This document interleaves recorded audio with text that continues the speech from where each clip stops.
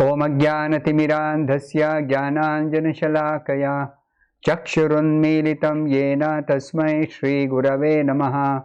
Nama Om Vishnupadaya Krishna Presthaya Bhutale Srimate Bhaktivedanta Swaminiti Namine Namaste Saraswate Deve Gauravani Pracharine Nirvishesha Shunyavadi Paschatya Deshatarine Jaya Shri Krishna Chaitanya Prabhu Nityananda Shri Advaita Gadadhara Srivasadi Gaura Bhakta Vrinda Hare Krishna Krishna Krishna Hare Hare Hare Rama Rama Rama Hare Hare.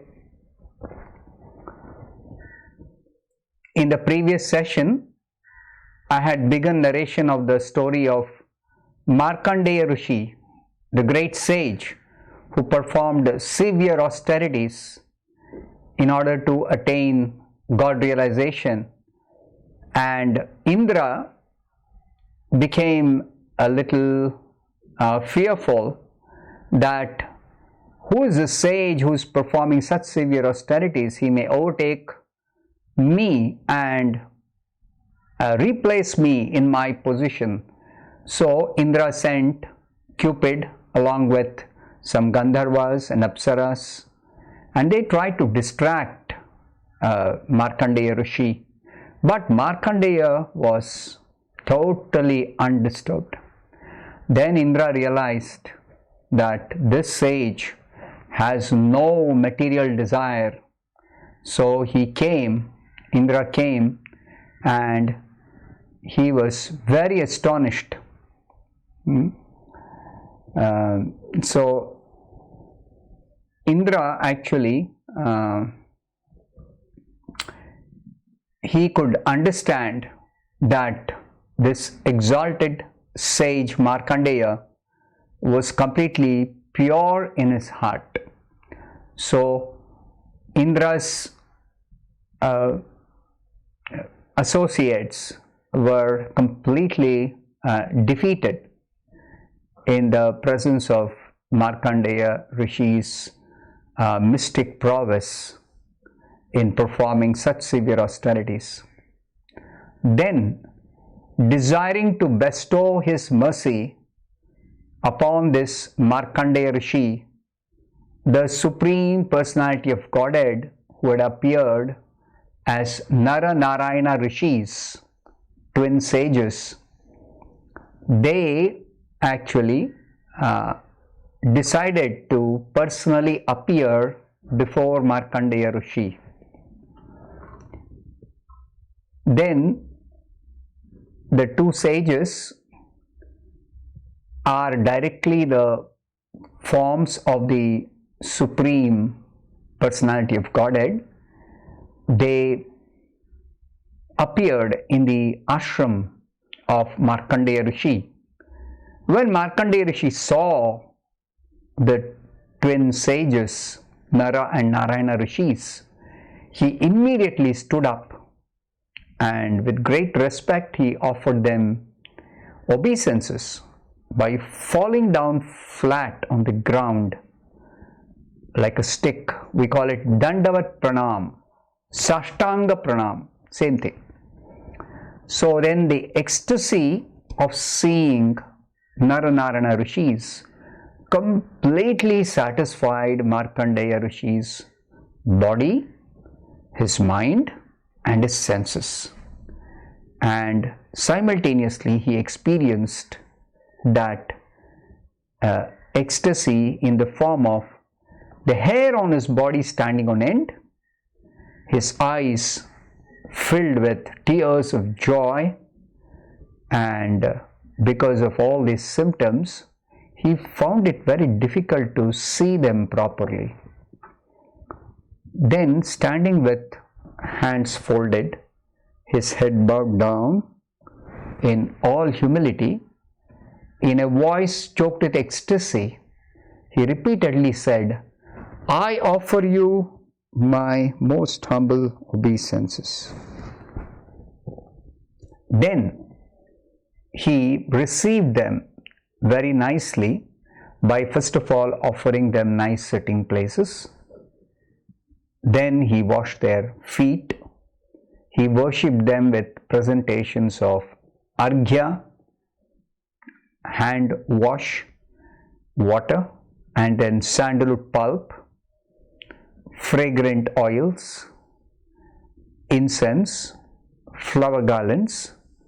All this he offered very respectfully to worship them. Then once again Markandeya Rishi bowed down at their feet, lotus feet, and the two most worshipable sages, the incarnation of the Supreme Lord, when they were sitting comfortably, when they were ready to bestow their blessings upon Markandeya Rishi, he began to offer his wonderful prayers at their feet. So he began to offer his prayers by saying, I offer my humble obeisances unto him, the Supreme Personality of Godhead. Now we should always understand that the Supreme Lord is not recognized even when he appears in any form, in his original form as Krishna, or in his form as Narayana, or in his form as Vishnu, or in some other assumed form like Narsimha, Varaha, Vamana. Any form the Lord appears, most people in this world, in this creation, cannot recognize him. Only those who are situated in a perfect devotional service, which is matured due to their proper practice and due to their complete surrender, only such devotees can recognize the personality of Godhead, the Supreme Lord, in whichever form he appears. Because there are certain very specific characteristics of the Supreme Lord which distinguish him from all other created beings. So these characteristics are very, very evident to the devotees. Of course, those who are conversant with these features of the Lord, Supreme Lord, as described in the Vedic literature, as described in the revealed scriptures, even they may recognize the Lord, provided the Lord displays those features very prominently. Just like Lord Krishna appeared in his four-handed form as Vasudeva in front of Devaki and Vasudeva. So Devaki and Vasudeva, they were very well conversant with this form of the Lord, and therefore when the Lord appeared in that particular form, they could easily recognize, and then they offered wonderful prayers to the Lord, recognizing him as this Supreme Lord.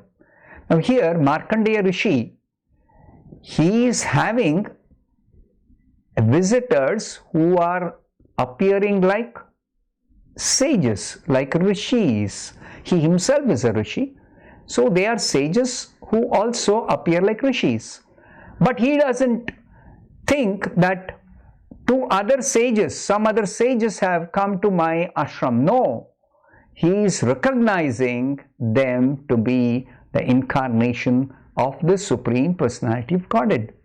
Therefore, his prayer, I offer my humble obeisances to him who is the Supreme Personality of Godhead, is very significant.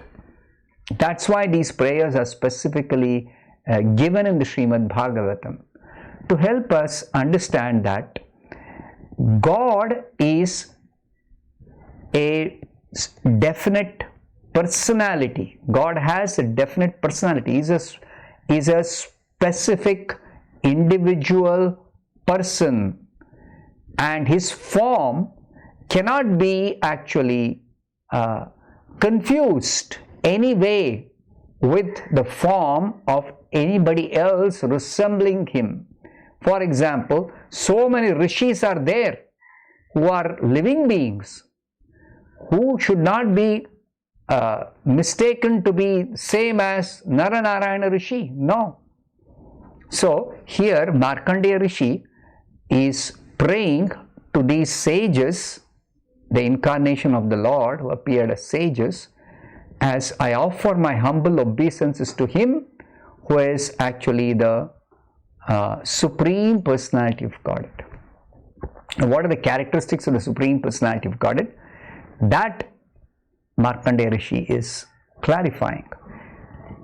The Supreme Lord is the all-pervading and all-inclusive form of the universe. See, all-pervading means present everywhere. Present everywhere in what all places? Everywhere throughout the whole universe. You can imagine the universe is filled with millions of planets. Each planet is filled with millions of living beings. So everywhere the Lord is present in his form, all-inclusive form of the universe, which we also say universal form. As well as the Lord is actually present as the spiritual master of the whole universe. So specifically Naranarayana Rishi's incarnation is meant for teaching us the importance of undertaking tapasya, especially in this human form of life, for the sake of self-realization, not for the sake of getting some material benefits, not for the sake of getting some mystic powers, not for any other material purposes, but purely for the sake of self-realization. So to undertake tapasya for self-realization, the Supreme Lord has incarnated as Naranarayana Rishi, and as soon as he appeared, he immediately went to Badrikashrama, and even today, even now, the Supreme Lord is present in Badrikashrama as Naranarayana Rishi, performing austerities. Till the end of the creation, they will be present in Badrikashrama to actually perform severe penances for the sake of teaching us. They are the incarnation, they are the Supreme Lord themselves, but just to teach us how human form of life should be utilized for tapasya, for the sake of self-realization. They are themselves teaching by their example, personal example. So therefore, now Markandeya Rishi will reveal the identity, specific identity of this particular incarnation who has appeared in his ashram. So he says, I bow down to Lord Narayana, the supremely worshipable deity appearing as a sage. Narayana, the Supreme Lord, has appeared as the sage, and I also offer my respectful obeisances to the saintly Nara, the best of human beings, who is fixed in perfect goodness, fully in control of his speech, and who is the propagator of the Vedic literatures, Nara Narayana Rishi, twin sages. And they appeared as the twin sons of Dharma and Murti, Prajapatis. Next, he says, a materialist cannot recognize you at all, although you are always present within his own senses and heart, and also among the objects of his perception. Those who are not transcendentalists, of course, transcendentalists who are mature in their practice of spiritual life. If one is not a mature transcendentalist, especially if somebody is a materialist, not at all undertaken any spiritual practice, not at all conversant with anything spiritual, such a materialist cannot recognize the Supreme Lord at all, although the Lord is always present in all of our senses, in our heart, among the objects of perception. How is the Lord present in our senses? Our sensory power is due to the presence of the Lord actually giving the power to the senses. It's the Lord who sees first before we see using our eyes. It's the Lord who actually hears first before we hear. Otherwise, these ears, eyes, all these senses, they are simply lumps of matter. What is the use of a lump of matter just for using it as one of the senses for seeing or for hearing or for tasting? They have no power. But because the Lord enters into our heart, enters into our own senses, therefore we are able to see, use the senses the proper way. We are able to actually, when He is sitting in our heart, He is giving us knowledge, He is giving us remembrance, He is actually conducting all the activities of this body by His inconceivable powers.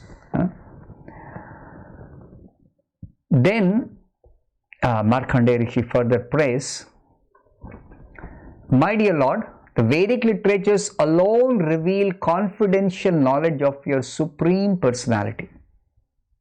Now the Vedas are specially meant for revealing the most confidential knowledge about God. Unless we refer the Vedic literature, there are so many literatures, but the Vedic literature, the speciality is that only in the Vedic literature, knowledge about the Supreme Personality of Godhead is revealed. Just like, for example, in the Bhagavad Gita, Krishna reveals Himself. In the Srimad-Bhagavatam, God is revealed not only in His form as the incarnations, but in His form as Narayana in the spiritual world, in His form as Krishna in the spiritual world, in His form as so many different incarnations. He is revealed in the Bhagavatam. So these Vedic literatures which reveal the confidential knowledge of the Supreme Personality of Godhead are very important. So human beings are meant to study, to hear, to discuss, to become conversant with what is described in these Vedic literatures, in these confidential literature. But Markandeya Rishi says, even such great scholars as Lord Brahma himself are bewildered in their attempts to understand the Supreme Lord through their empirical methods. What is this empirical methods? Empirical methods is depending upon our senses of perception, depending upon our mind, depending upon our intelligence. If we try to understand God, even by studying the Vedic literature, or whichever way, by performing meditation or by doing severe austerities, penances, but if we are depending upon our own powers of perception, then we cannot understand, or we cannot recognize, we cannot perceive, we cannot see God. That is not possible. So the difficulty is that when a particular person tries to use his own powers of perception and also tries to conceive or imagine or understand God through the descriptions in the Vedic literature, each philosopher will understand the Supreme Lord according to the particular speculative conclusions he has arrived using his own senses. If I read a description, the Lord appears like a human being, then I start thinking that God is another human being, or I think He is like a human being of whom I have experience. The description matching my experience of having seen a person already. Before reading this description, I have already seen a human being having some characteristics. We see so many human beings. So I begin to conceive or conclude or imagine or try to understand in that way. So our experience is always limited. Our experience is always limited. So with limited experience, a limited human being cannot understand God simply by one's own powers of understanding through the senses, through the mind, through the intelligence. Not possible. So therefore, Markandeya Rishi is clarifying, great sages, great saintly persons, great scholars, Vedic scholars are bewildered in their attempts to understand the Supreme Lord through such methods. So therefore, the only way of actually knowing God, realizing God, actually seeing the transcendental form of God is to actually take to devotional service, surrender to the Supreme Lord, and wait for the Lord to reveal Himself when He is pleased. And the Lord has to reveal Himself. It is not that we can demand that I want to see or I will do something to see God.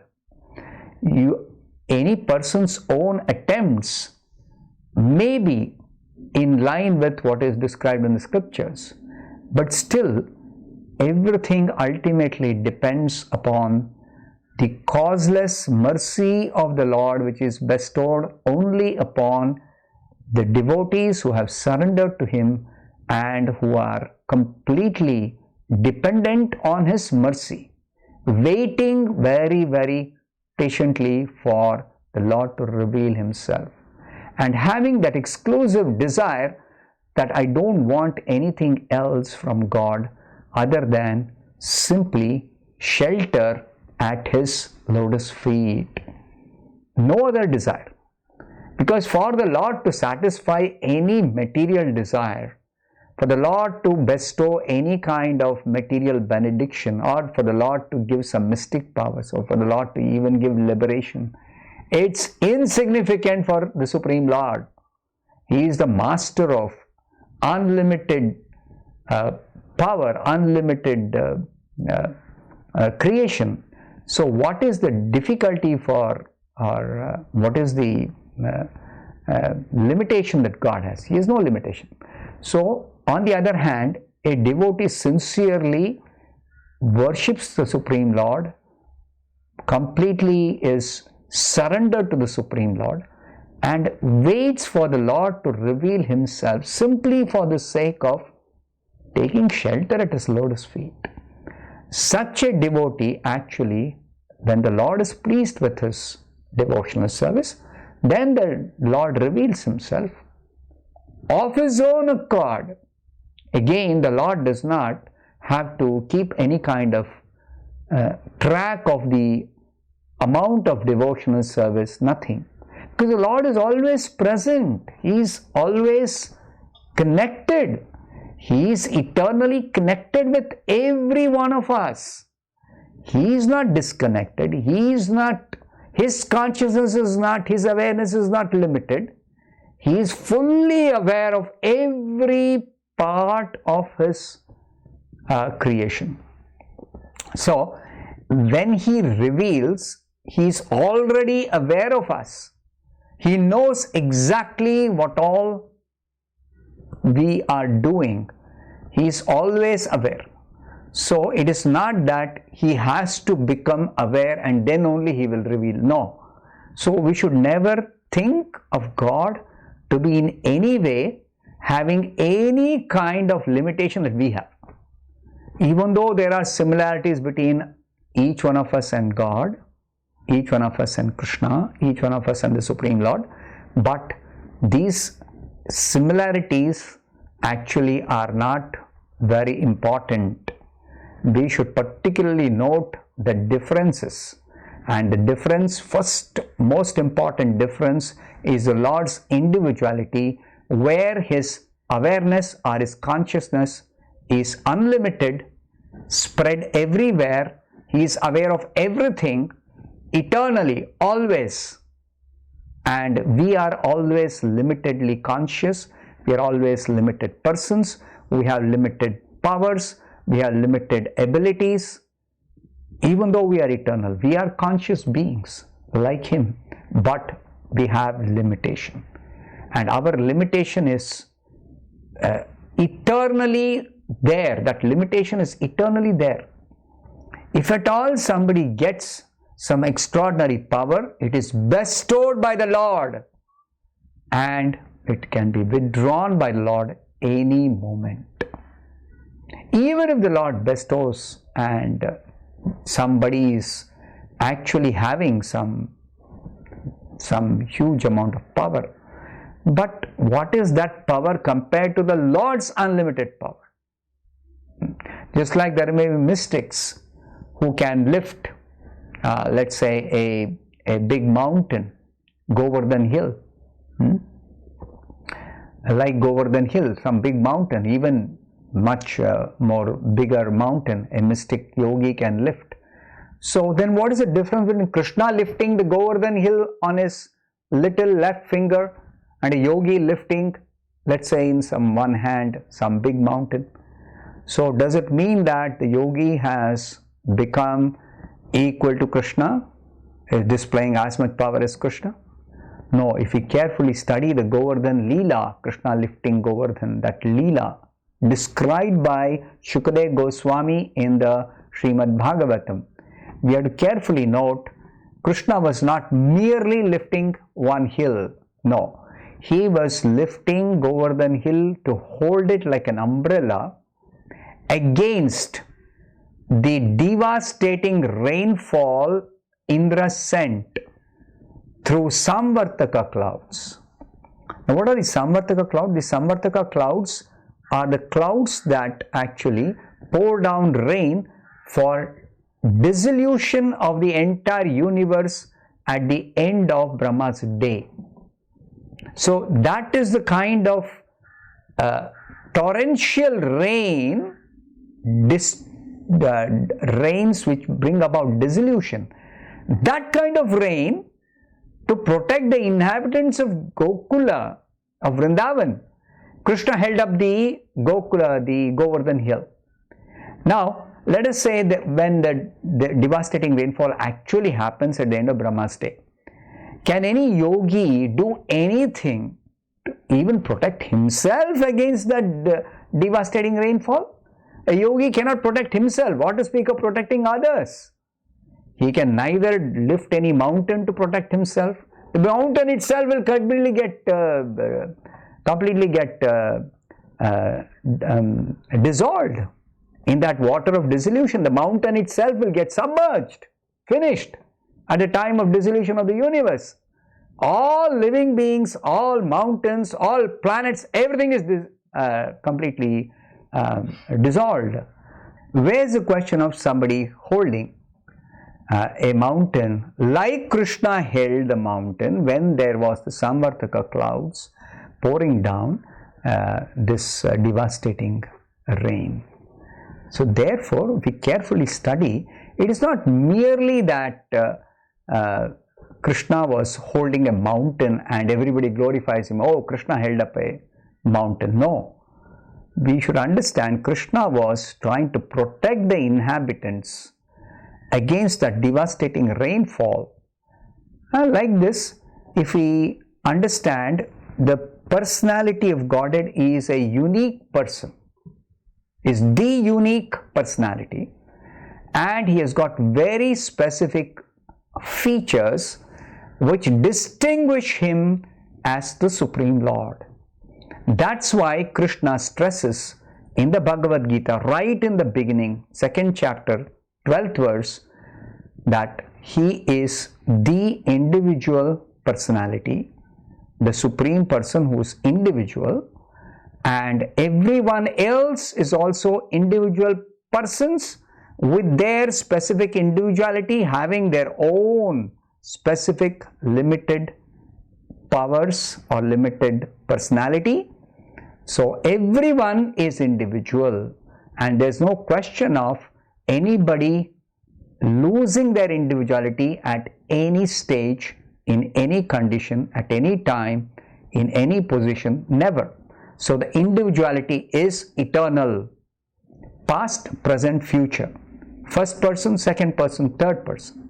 So that when Krishna says, we have to understand, when Krishna is instructing in the Bhagavad Gita about the individuality, we have to understand that individuality means Krishna is, the Supreme Lord is unique person. And nobody can become God, nobody can become one with God and lose their own individuality. Nobody can, they may try to become one, but that's simply their desire. That's all, simply. So Krishna satisfies these kind of person's desires in so many different ways. So we'll see some other pastimes how Krishna will satisfy the desires. Here, Markandeya Rishi is not desiring any such material benefit, neither he is desirous of any mystic powers, neither he wants to merge, nothing, because he is a perfect devotee. He is completely surrendered to the Supreme Lord. So therefore he is able to nicely offer prayers and clearly help us understand. We common people, we can understand Markandeya Rishi is actually recognizing the Supreme Lord in that particular form in which he has appeared as the Supreme Lord. So then the Supreme Lord, being satisfied with the excellent prayers offered by Markandeya Rishi, the Supreme Lord spoke, "My dear Markandeya, you are indeed the best of all learned Brahmanas. You have perfected your life by practicing fixed meditation upon the Supreme Soul, as well as by focusing upon me, your undeviating devotional service. You performed excellent austerities, you have studied the Vedas, you have been strictly following all the regulative principles, and being fully satisfied with your practices, I now want to offer you whatever benediction you may desire." Now, the sage Markandeya, he responded to this offer by the Supreme Lord. He said, "My dear Lord, you remove all distress for the devotees who surrender to you.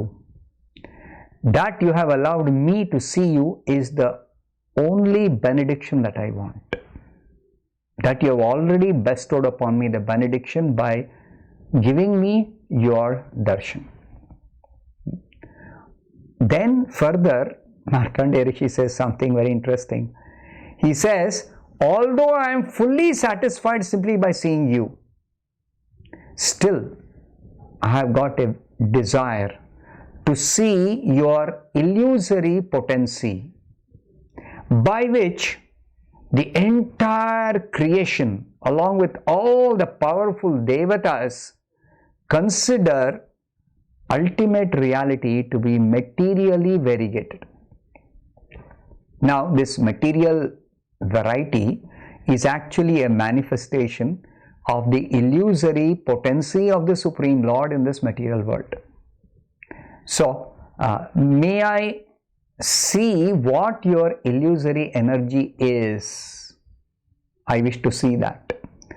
So, by being satisfied with Markandeya's worship, the Supreme Lord, smiling, replied, "So be it.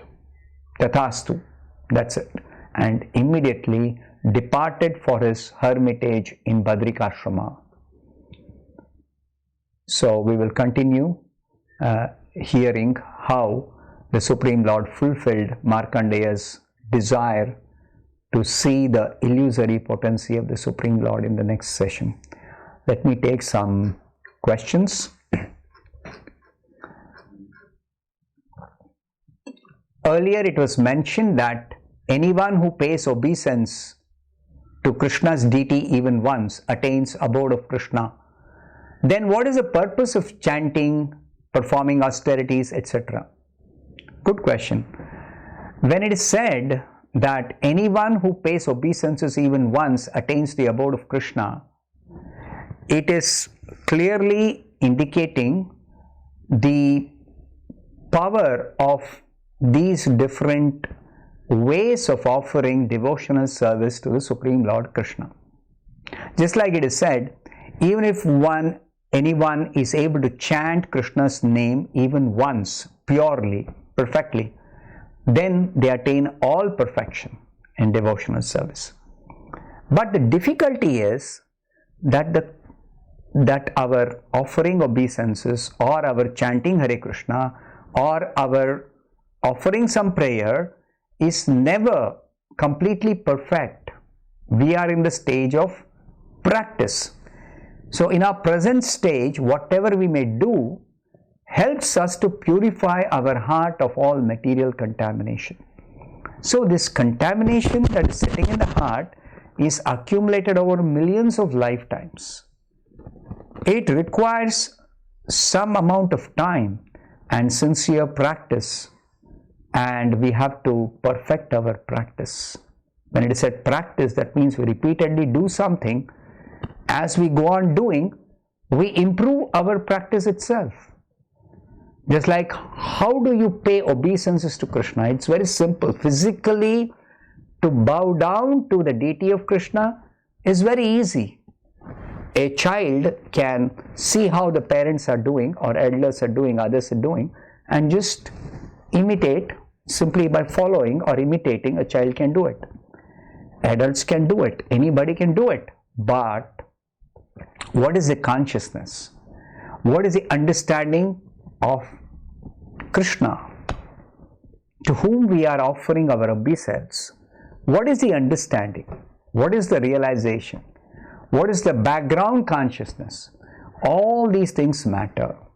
So if we carefully study, bhakti is always rendered, or devotional service is rendered to Krishna with a pure heart, without any desire, without any contamination in the heart, without any desire in the heart for any kind of material benefit, for any kind of mystic power, for any kind of liberation. So being completely purified of all kinds of desires, being completely enlightened about who is Krishna, because when the heart is purified, knowledge of Krishna is awakened. Krishna is not a new person for anyone. We are eternally connected with Krishna, and we always know who is Krishna within our heart. It is just that knowledge has to be awakened. So when the knowledge is awakened, when we know who is Krishna exactly through that awakening of the transcendental knowledge in the heart, when our heart is completely purified, and then we don't have any other desire. We are free from all desires because we understand at that stage of advancement the worthlessness of all other desires. The worthlessness, it is useless. Any other desire, it is useless. I don't want any of those desires to be fulfilled. So then only we reach that perfect stage, and then bowing down even once, or uttering Hare Krishna mantra once, or offering some prayer, some simple prayer even once, that's enough. Any one act of devotional service to the Lord in that stage, that is the perfection. So when it is said, even once paying obeisances one can attain the abode of Krishna, that the paying of obeisances itself is full of potency. That is what is to be understood. Next question. It is said that we should follow very strictly the Pancharatrika Vidhi to worship the Lord, and there are offenses to be considered in the deity seva. So I want to know, what about those temples, like on the roadside or in factory premises, where there is no strict rules and regulations for worshipping as we follow in our movement? Yes, there are people who worship God in any place, wherever they like. They bring one statue or one vigraha. They purchase from some shop, and they just bring it, put it, and they start doing some puja, or they start worshipping, for whatever reason, whatever their sentiment. Now, if you are asking what is the value of such worship? Now, yes, these people, either that they are completely ignorant about proper understanding of who is God or how to worship or what are the regulations for worshipping so that the worship will be effective. They are completely ignorant. Or they have some sentiment which they have built up over a period of time by following whatever little they have been taught or whatever they have observed around them. So such worship is not totally wasted, because the sense of subordination to the Supreme Lord is there. Somewhere it is there in the heart. So the Lord will encourage such a soul, who does whatever the particular person is doing in ignorance, but with some trace of sincerity on the purpose of the person who is doing that. That is going to benefit the person who is doing, even in ignorance, such worship. Krishna will, within the heart, the Supreme Lord is there in everyone's heart. He knows what is the kind of sincerity with which a person is doing, and he will reward the person amply by awakening the real understanding, guiding him, directing him to make him understand what are the rules, what are the regulations, how to properly worship, etc., etc. So the Lord will actually consider the sincerity of purpose of the person who is offering even worship in ignorance without properly following the rules. Hare Krishna. Thank you very much.